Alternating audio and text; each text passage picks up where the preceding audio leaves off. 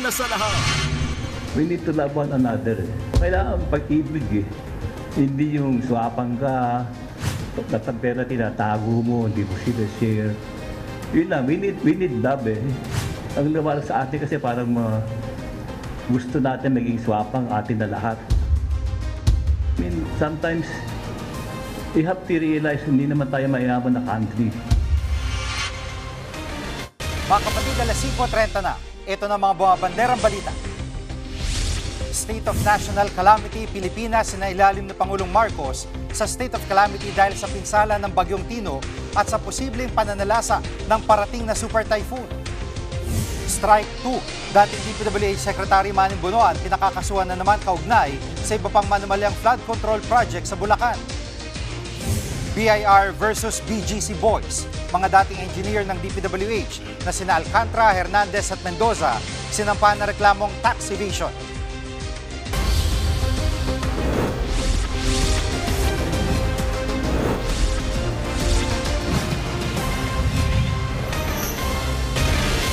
Nagdeklara na ng State of National Calamity si Pangulong Bongbong Marcos dahil sa malawak na pinsalang dulot ng Bagyong Tino at sa banta ng isa pang paparating na Super Typhoon. Live mula sa Cebu City, nangunguna sa balita si Dave Abuel.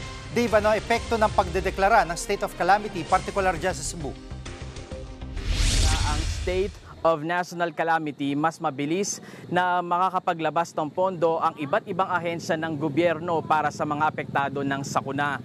Magpapatupad din ng nationwide price freeze sa mga pangunahing bilihin para maiwasan ang profiteering o pananamantala ng mga negosyante. Inaprubahan ni Pangulong Bongbong Marcos ang deklarasyon ng State of National Calamity matapos ang situational briefing kasama ang gabinete at Office of Civil Defense kanina.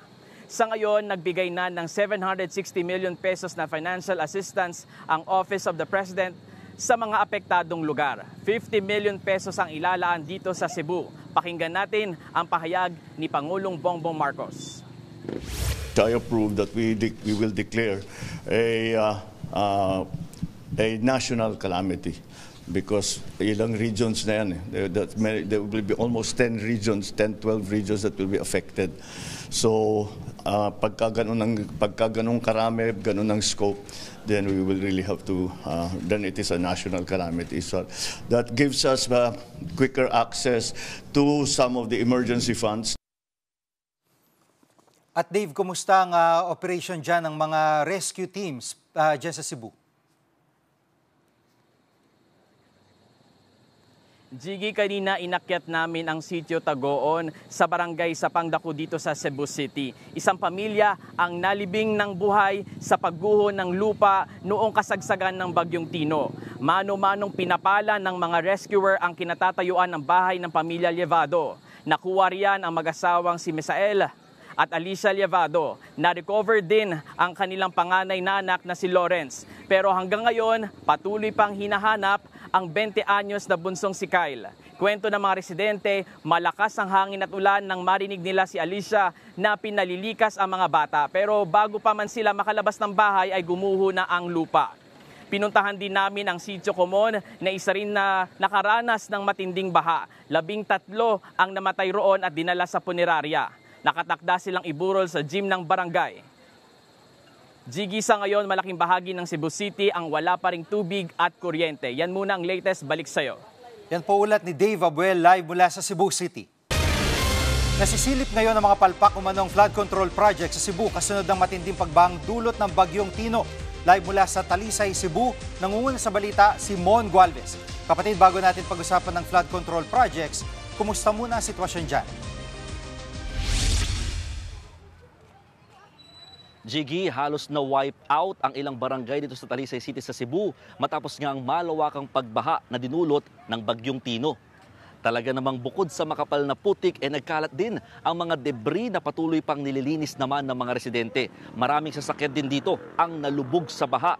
Umapaw kasi ang Mananga River na nagpabaha sa maraming lugar dito sa lungsod. Sa talangan ng Cebu Provincial Government, hindi bababa sa 7 ang namatay dito sa Talisay. Sa ngayon, meron ding 6 pang nawawala. Habang sa kabuuan, umakyat na sa mahigit 100 ang death toll sa lahat ng mga apektadong lugar dahil sa Bagyong Tino. Jiggy. At Mon, pinakamarami ang namatay sa bayan ng Liloan. Kumusta ang sitwasyon doon? Tama ka, Jiggy. No, mula rito sa Talisay, pinuntahan din namin ang bayan naman ng Liloan. Sa tala ng pulisya, aabot na sa 40 ang narecover na mga bangkay doon. 11 sa kanila ang hindi pa rin nakikilala. Matinding pinsala rin ang dinanas ng Liloan. Ang isang paaralan nga, natibag ang mga pader sa ground floor at pinasok na ng mga debris. May ilang residente namang namumulot na lamang ng mga damit sa putikan dahil wala silang naisalbang gamit at wala na rin silang mauuwi ang mga bahay. Pakinggan natin ang pahayag ng isang residenteng nakausap namin. Walang-wala na, sir. Pati pira, wala na. Wala kaming pagkain. Iba na, wala na. Ubus na, pati bahay namin, wala. At Mon, kaugnay ng mga napupunang flood control projects ngayon dyan sa Cebu, anong sabi ng mga opisyal tungkol dito? Jiggy, halos naging pareho ang reaksyon ni na Governor Pam Baricuatro ng Cebu Province at ni DPWH Secretary Vince Dizon. Ayon kasi kay Baricuatro, may mga substandard at ghost projects daw sa lalawigan. Sa kuha naman ng drone video ng News 5, makikita ang lumundo o na ibang forma ng river wall dito sa Talisay, habang nasira naman ang flood control project sa Liloan. Narito ang pahayag ni DPWH Secretary Vince Dizon. I think we have clearly answered that question. Obviously, it's not. Di ba? Poorly planned, poorly executed, and we don't know kung may kagakuhan din dito. So that will be up to the ICI investigators to find out. Pero definitely, kailangan may mga mananagot dito. Lives were lost here. Hindi to basta bahay lang. Jiggy, sabi rin ni Secretary Dizon, iimbestigahan ng ahensya ang mga flood control projects dito sa Cebu. Pero prioridad daw muna ngayon na mahatiran ng tulong ang lahat ng mga binagyo. Yan muna ang latest. Balik sa iyo, Jiggy. Yan pong ulat ni Mon Gualvez live mula sa Talisay, Cebu. Ulat panahon naman tayo mga kapatid, tuluyan ang nakalayo ng PAR ang bagyong Tino. Huli itong namataan 525 kilometers west-northwest ng Pag-asa Island sa Kalayaan, Palawan. Pero ayon sa Pag-asa, nagpapaulan pa rin ang buntot ng bagyo sa Palawan at Tawi-Tawi. Samantala, lalong lumakas ang isa pang bagyo sa labas ng PAR.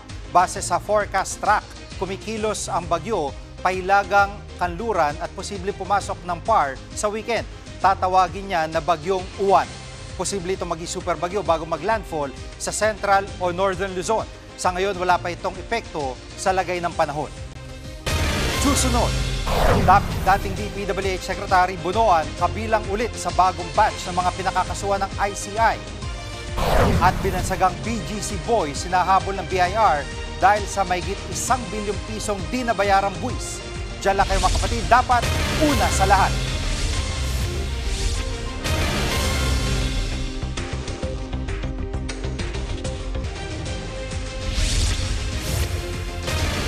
Sinamitin na ng ICI sa Ombudsman ang ika-4 na listahan ng mga pinakakasuhan nito kaugnay sa flood control scam. At kasama na naman sa listahan si dating DPWH Secretary Manuel Bunoan. Live mula sa TV5 Media Center, nangunguna sa balita si Gerard de la Peña. Gerard, strike to na si Bunoan para sa anong proyekto itong mga nirekomendang kaso sa kanya? Gigi, itong ika-4 na interim report na isinumite ng ICI sa Office of the Ombudsman ay may kaugnayan naman doon sa 95 million peso ghost flood control project dyan sa Bulacan, sa Bukawi in particular, Gigi. Inirekomenda ng ICI na sampahan ng kasong administratibo itong si dating Public Works Secretary Manuel Bunoan at yung mga dating undersecretaries niya na sina Roberto Bernardo at Maria Catalina Cabral. Sabi rin ng ICI, dapat daw silipin na rin ng Ombudsman kung may paglabag nga ba sa anti-graft and corrupt practices, malversation of public funds at iba pang mga batas. Itong si Henry Alcantara, si Bryce Hernandez at iba pang mga engineers ng DPWH at pati na rin ang mga opisyal nitong top-notch catalyst builders o yung isang contractor na dawit dyan. Dahil daw yan sa posibleng at yung itong ang nirekomenda nila dahil dun sa findings ng COA na fully paid na nga itong mga proyektong ito, itong particular ghost project na ito, pero nang nasilip ng COA, wala namang nakatayong anumang istruktura dito sa lugar kung saan dapat ito nakatayo. Bigurin daw ang mga opisyal na ito na siguraduhin maayos yung pagpapatupad nitong proyektong ito. Pero Jiggy, paglilinaw ng ICI, kahit ganito, hindi raw nila sinasabing guilty na kaagad o kumpirmadong may pagkakasala itong mga nai-implicate na mga individual na ito. Kailangan pa rin daw nilang dumaan sa mabusising pag-iimbestiga ng Ombudsman. Jiggy. At Gerard, bakit administrative case lang ang nirekomenda laban sa mga dati opisyal ng DPWH?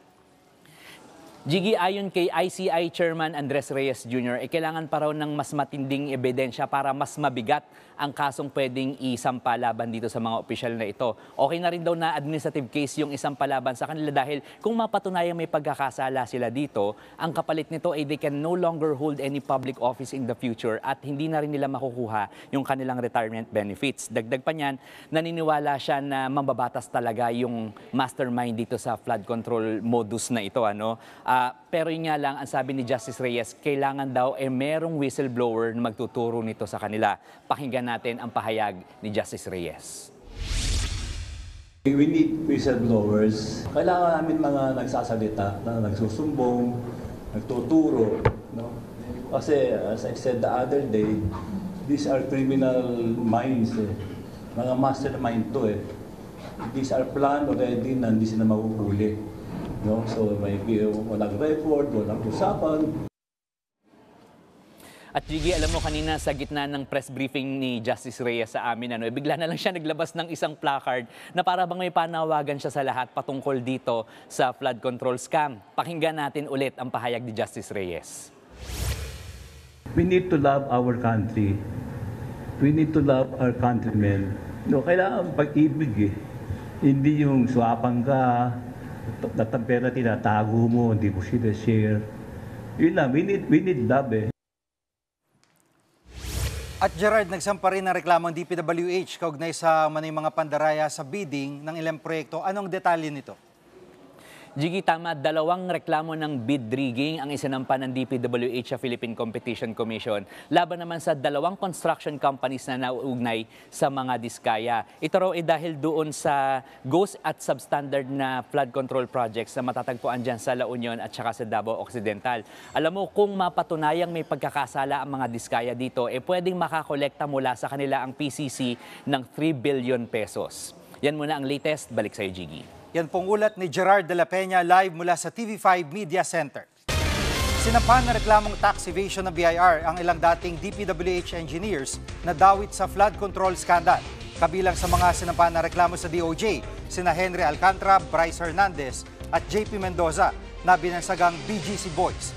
Base sa lifestyle check ng BIR, hindi raw tugma ang kanilang kita bilang mga opisyal ng gobyerno sa mga marangyan nilang pamumuhay.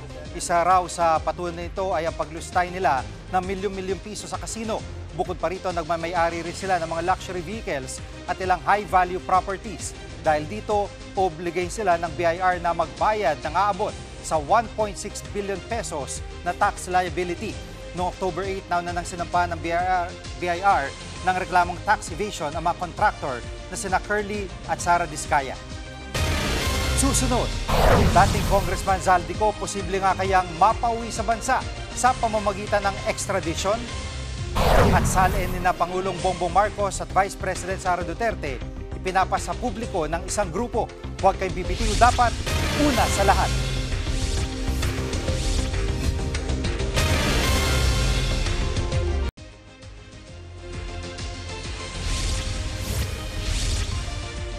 Posible pauwiin sa bansa sa pamamagitan ng extradition si dating Congressman Zaldico sakaling tuluyan na siyang maging pugante. Live mula sa TV5 Media Center, nangunguna sa balita si News 5 Justice Correspondent Camille Samonte. Camille, paano lumutang itong usapin ng extradition? Gigi, sa isang panayam sa radyo, sinabi ni Assistant Ombudsman Miko Clavano na pwedeng ma-extradite si dating Congressman Zaldico. Pwedeng mangyari yan kapag may kinaharap na siyang mga kaso. Sa proseso ng extradition, isinusuko ng ibang bansa sa lokal na otoridad sa Pilipinas ang isang may pananagutan sa batas.